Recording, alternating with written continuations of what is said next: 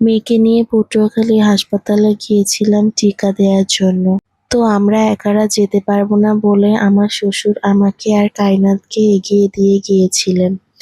সে আমাদেরকে একদম নদী পার করে দিয়েছিলেন। তো এই তো কায়নাত জীবনের প্রথম নৌকায় উঠেছে।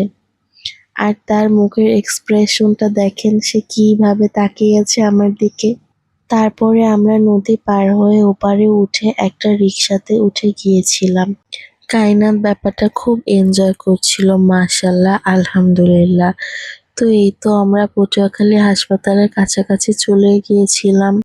এরপরে আমরা হাসপাতালে যেয়ে দেখি কিয়ানের বাবা আমাদের জন্য অপেক্ষা করছে। তার যেহেতু নাইট ডিউটি ছিল, সে নাইট করে আমাদের জন্য বসেছিল।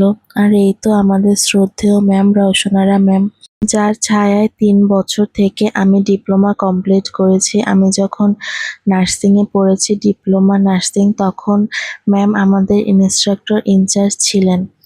আর এই যে এখন আমার বাচ্চা সেই ম্যামের কোলে, মাশাআল্লাহ, ভাবতে খুব ভালো লাগছে। আসলে দৃশ্যটা দেখেও খুব ভালো লাগছিল।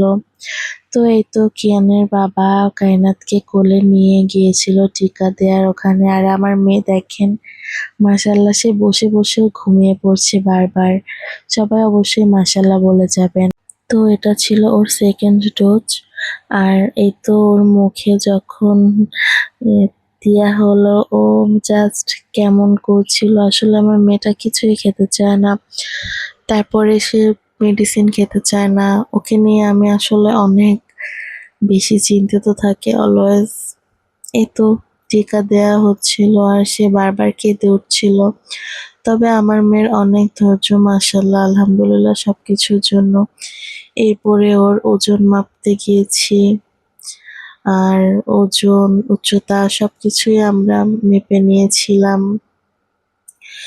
ওর বাবা সব জায়গায় নিয়ে নিয়ে ঘুরেছে। আসলে আমি বাইরে বের হলে আমার কোনো টেনশন লাগে না। ওর বাবাই কোলে রাখে।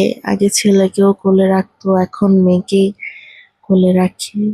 এরপরে আমরা মেয়েকে নিয়ে একটু রেস্ট নিয়েছিলাম, যেহেতু ওকে টিকা দেওয়া হয়েছে, ওর কন্ডিশন দেখার জন্য। আর এরপরে আমরা ইমার্জেন্সিতে যেয়ে একটু ডক্টর কনসাল্ট করে নিয়েছিলাম, যেহেতু হওয়ার পরে ওকে একবারও চেক আপ করানো হয়নি।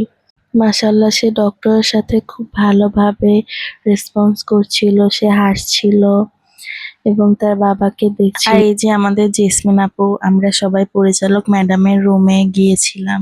ম্যাডাম অনেক দোয়া দিয়ে দিয়েছিলেন কায়নাত সোনাকে। আর এই তো আমরা একটু খাওয়া দাওয়া করে বাড়ির দিকে রওনা দিয়েছিলাম।